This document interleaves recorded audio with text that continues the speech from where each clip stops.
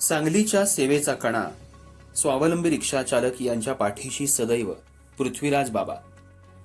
सांगलीमधील रिक्षाधारक प्रामाणिकपणे सांगलीकर प्रवाशांना सेवा देत स्वतःच्या तुटपुंज्या मिळकतीतून उदरनिर्वाह करत रिक्षा चालकांवर या परवाना नूतनीकरणासाठी अन्यायी दंड आकारणी शासनानं सुरू केली आहे. अशा वेळी रिक्षा चालकांच्या बरोबर रस्त्यावर पृथ्वीराज बाबा उतरून आंदोलन करताना शासन दरबारी आवाज उठवला.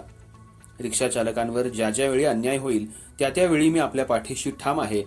आमच्या फाउंडेशन, पतसंस्था आणि संघटनेच्या माध्यमातून रिक्षा पासिंग आणि इन्शुरन्ससाठी वित्त सहाय्य उपलब्ध करून दिलं. त्यामुळे अनेक रिक्षांचं पासिंग आणि इन्शुरन्सचं काम झालं याचा मला आनंद आहे, असं प्रतिपादन पृथ्वीराज पाटील यांनी केलं.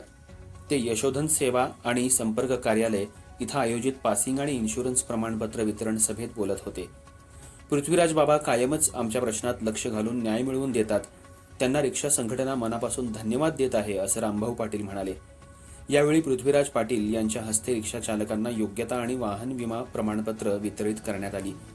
यावेळी संघटना अध्यक्ष रामभाऊ पाटील, अजित पाटील, साजिद अत्तार, सलीम कुरणे, रमेश सावंत, शकील सय्यद, संजय शिंदे, जमीर पठाण, इम्तियाज मुजावर, सुनील पवार, सुनील कलगुटगी, शंकर अष्टेकर आणि इतर रिक्षा चालक उपस्थित होते.